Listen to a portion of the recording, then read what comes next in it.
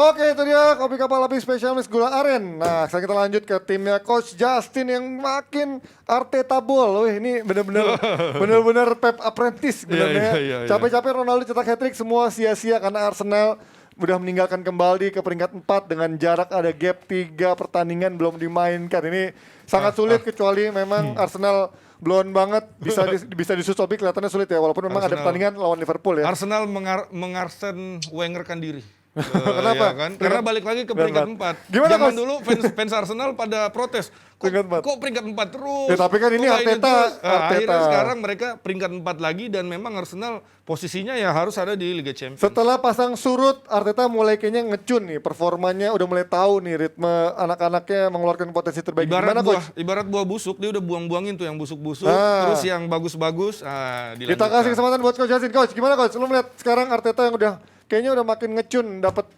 ramuan timnya sendiri nih. Ya, lu kalau mau menilai Arteta atau Arsenal itu dari banyak segi, oke?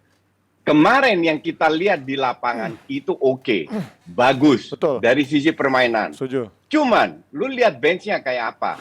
Yang bisa andelin itu cuma 2 orang, Pepe sama Emil Smith Rowe. Oke. Menurut gue ya, Ya. 2 orang yang bisa diandelin sama Tomiyasu yang lagi cedera.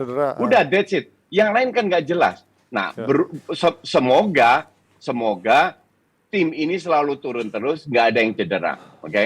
Satu. Kedua, lu harus lihat juga Arsenal menang itu, gue bilang kemarin layak menang, permainannya bagus, oke? Cuman orang sering lupa, Arsenal ini sangat sulit cetak gol, tau nggak? Kalau menurut gue ya. Ya. Tapi kan lawannya juga Lacazette alot dapat kan. penalti, satunya Partey yang cetak gol. Sekarang kalau lu mau nguber rank 4, lu tadi udah bilang, lu harus menang lawan Liverpool, Chelsea, dan Spurs. Ngerti nggak? Ya, 3 pertandingan. Kalaupun 3-3 kalah, lu tetap berada di rank 4 dengan unggul 1 poin. Cuman ini kan nggak terlalu rentan lah, ya kan? Ya. Nah, sementara kalau lu kan sering tanya gue, Nji, Arteta in atau out? Gue mau lihat permainan dulu lawan Chelsea sama Liverpool. Lawan City sudah membuktikan. Lawan City mereka sudah membuktikan. Oke, kalah 2-1, tapi permainannya luar biasa. Sampai Pep mengakui harusnya itu nggak kalah. But that's football. Ya. Nah, sekarang konsistensi ini lawan tim besar. Tim besar pada saat ini cuma 3. Chelsea, Liverpool, sama City. 2 masih ketemu. Gue mau lihat, kalau lu bisa main bagus dan menang, atau seri lah, jangan kalah. Seri lu menunjukkan mental. Menang kalah ini kan tergantung mental juga. Iya, betul. Mentalitas bukan hanya skill atau tactical. Kalau lu skillful kayak Rashford, protes-protes di media, dikasih peluang untuk jadi starter, jeblok juga. Emang mental lu hancur, ya kan? Ya. Nah, mentalnya Arsenal ini lagi bagus-bagusnya selama tidak ada yang cedera dari pemain-pemain penting. Tapi gue bilang, Arsenal definitely harus buang Lacazette, ambil 2 striker baru. Ya. Karena nggak bisa cetak gol sama sekali. Itu yang repot. Tapi bukannya dalam beberapa pertandingan terakhir Lacazette punya kontribusi yang cukup besar, Coach. Walaupun susah golinnya gitu Iya, ya kan? tapi susah ngegolin. Lu lihat Auba lah. Ya. Auba di Arsenal susah cetak gol. Ya. Udah kelihatan dia ini nggak happy. Dia pindah ke Barca, jauh lebih happy dan kelihatan memang Auba itu kualitasnya lebih bagus daripada si Lacazette. Lacazette cuma bisa kerja keras. Untuk musim ini nggak banyak pilihan juga daripada Nketiah, mending Lacazette. Ya kan? Eddie Murphy gitu ya. Untuk musim depan, definitely harus beli 2 striker. Ya. At least yang bisa cetak gol. Lu nggak bisa Partey kemarin cetak gol dengan heading. Ya. Apa iya Partey tiap minggu cetak gol? Kan enggak. Iya kan? Ya. Lu terlalu ngambil Bukayo Saka. Bukayo Saka dapat beberapa peluang. Odegaard dapat beberapa peluang. That's okay. Martinelli udah agak mendingan. Tapi untuk orang yang konsisten cetak gol itu agak nggak punya Arsenal. Belum ada di Arsenal yang konsisten cetak gol. Oke. Kalau Bes, ini ada pertanyaan dari Abrar yang agak kardus. Handball Soyuncu itu layak penalti. Katanya lo punya teori kardus katanya. Nggak ada. Kita udah sekolah. Ini kan peraturan FIFA yang terbaru ya. Jadi badan kita tuh kan kayak begini. Tapi kalau kita membesarkan badan ya dengan tangan yang dibesarkan seperti ini secara natural ya. Nah ini ya otomatis adalah penalti. Tetapi ketika tangan kita itu ada di paha atau nempel di badan atau bagaimana ya, kan ada contohnya tuh. nanti. Itu berarti dia nggak membesarkan diri secara natural, jadi itu nggak penalti. Ya kalau zaman dulu singkatnya pasif sama aktif. Ya ini kan aktif karena dia membelokkan arah bola, otomatis penalti. Kalau kapan perlu kasih kartu juga, kartu kuning. Sama kayak kasusnya kemarin yang Eric Dyer itu tangannya itu di belakang. Bahwa masih kena, itu bukan salah dia, bukan penalti. Tapi kemarin itu tangannya benar-benar ke depan, Soyuncu itu benar-benar aktif, jadi layak penalti. Ada contoh lain misalnya, kalau misalnya back atau full back dia lagi nekel nih, lawan mau crossing low cross, terus tangannya ketinggalan di belakang, itu nggak penalti, karena dia nggak bisa berbuat apa-apa buat tangannya itu, karena emang tidak memperbesar secara natural. Beda kalau sebentar, kopi kapal api spesial mix gula aren baru saja memberikan Rp50.000. Yuk jangan emosi Koci, ngopi kapal api gula aren dulu dong. Oke, tadi kalau sama case yang Alex Telles juga penalti layak kan, karena itu kan dia tangannya emang di atas kan, ya kan, itu emang udah pasti penalti kan. Oke, kita panggil Nesa dulu sebelum lanjut ke La Liga. Akhirnya Ozil tergantikan sudah ya. Kenapa? Sama siapa? Odegaard. Semalam dia di babak pertama nyiptain 6 peluang loh. Yang terakhir kali tuh Ozil yang nyiptain di 2017 waktu lawan Everton. Widih, datanya bagus banget ya. Bisa tergantikan. Nes, gue udah beli baju Ozil yang Piala Dunia 2014, siapa tahu ketemu kan. Wih, emang semua tuh bisa tergantikan Panji. Yang gak gampang tergantikan, itu cuma kopi kapal api spesial mix gula aren dong pastinya. Nambah nih episode berarti ya. Iya, perpaduan sempurna kopi hitam kapal api dengan biji kopi pilihan dan gula aren asli yang jadi pilihan kita. Aroma dan rasanya jelas lebih enak. Nah, jadi berarti kalian juga sekarang kalau misalnya mau beli kopi kapal api spesial mix gula aren selain kalian bisa beli secara online ya, tadi yang Nesa udah infoin, kalian juga ini bisa beli di toko-toko terdekat loh, seperti di supermarket terdekat juga sudah tersedia.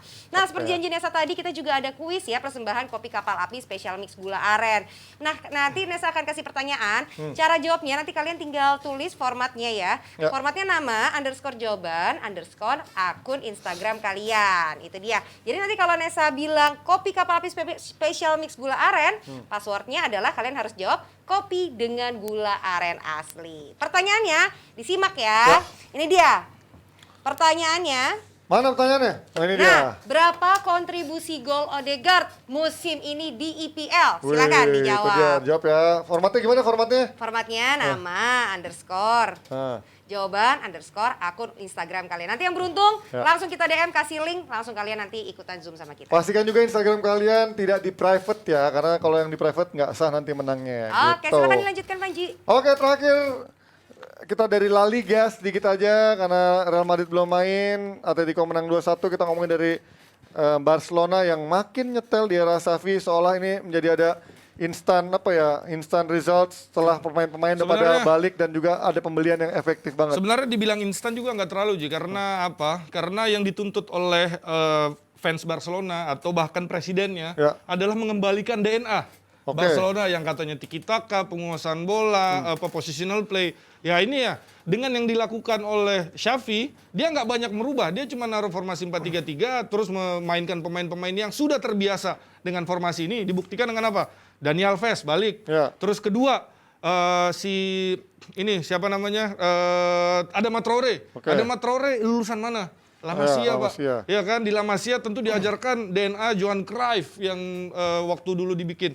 Istilahnya sekarang tinggal nambah the missing pieces. Kalau bikin peluang, Barcelona nggak ada lawan. Tapi Adama Traoré kan mainnya nggak tiki-taka sebenarnya, main skill-skill. Tiki-taka itu kan dimainkan dari dari belakang ke tengah. Bagaimana kita bisa menciptakan peluang. Setelah di sepertiga lapangan lawan, itu kalau bisa 100% resiko. Jangan back pass lagi, kalau bisa banyak tekanan, banyak penetrasi. Itu yang kurang. Ketika sebelum masuknya Aubameyang, sebelum masuknya Adama Traoré, si Barcelona kesulitan cetak gol. Tetapi ketika mereka udah mulai turn in masuk, Ferran Torres juga main. Ferran Torres orang Spanyol, Pak. Terus ya udah golnya banyak. 4-2, 4-0, tadi malam 4 lagi skor akhirnya. Jadi ya Xavi tinggal mengembalikan DNA yang katanya hilang aja. Gimana Coach, ini di antara banyak pemain Ferran Torres juga sebenarnya sudah bisa mencetak gol walaupun dari 1000 peluang dia nyetaknya golnya 1-2 biji itu. Tapi menurut lo layak gak sih ini orang yang memang baru gabung juga, masih muda, tapi udah bisa cukup ngasih kontribusi nggak? Apa lo masih expect lebih dari seorang Ferran Torres? Yang jelas dia benar-benar butuh waktu dibanding dengan Auba dan siapa namanya Traore maupun Alves. Dia benar-benar butuh waktu untuk adaptasi lagi. But that's okay. Dia sekarang cetak gol di 2 match beruntun, walaupun kemarin 1 penalti. At least itu untuk bisa meningkatkan percaya diri dia. Betul. Oke. Nah, bahwa Barca bisa bermain gini, gue nggak heran. Itu udah gue bilang. Gue masih inget lu pernah bertanya kepada gue, sama gue di DPI. Ya. Lu yakin Xavi bisa main bagus kayak dulu mengalir? Ya, gue yakin. Okay. Dan sekarang terbukti. Dan gue tetap bilang Barca akan meroket tanpa Messi, dan sekarang pelan-pelan terbukti. Nggak butuh waktu lama, gue juga bilang. Nggak kayak MU atau Milan. Next year bahkan sekarang sudah kelihatan dari sisi permainan. Ini bukan gol aja ya. Orang menilai 4 gol, tapi dari sisi permainan itu jauh lebih bagus daripada sebelumnya. Memang keberuntungan Xavi tidak dimiliki oleh Ronald Koeman bahwa dapat 4 pemain baru, pemain yang cedera sudah balik lagi. But sekarang yang penting adalah masa depan Barca seperti apa. Nah, itu gue bilang cukup cerah. Haaland datang nggak datang pun itu cukup cerah kalau gue bilang. Orang banyak ngeremehin Xavi, tidak punya pengalaman, no experience. Tetapi dia experience dia sebagai pemain itu banyak banget, kayak juara Piala Dunia, Champions dan sebagainya. Dan terbukti dia bisa megang ruang ganti juga sekarang ya kelihatannya. Terus jangan lupa sebelum ngelatih Barcelona dia ngelatih Al-Sadd. Oke, Al-Sadd tim apaan sih? Kan cuma main di AFC segala macam di Qatar sana. Tetapi dia nge-build tim ini benar-benar dari nol dan sampai bisa memainkan sepak bola yang diinginkan. Ya, sepak bola yang dari kaki ke kaki, positional play, itu banyak videonya di YouTube. Istilahnya kalau dia pelatih jelek, dia nggak akan bisa mentransfer ilmunya kepada pemainnya. Which is kalau kita ngeliat Al-Sadd beberapa tahun terakhir di YouTube tuh banyak mirip Barca. Era Pep. Gimana ntar kalau Iniesta jadi pelatih juga ya, mungkin akan jadi asistennya Xavi makin gila kali jadi di Barcelona. Jadi manajer bagus mungkin. Oke, itu kita tutup menjadi pembahasan kita malam ini.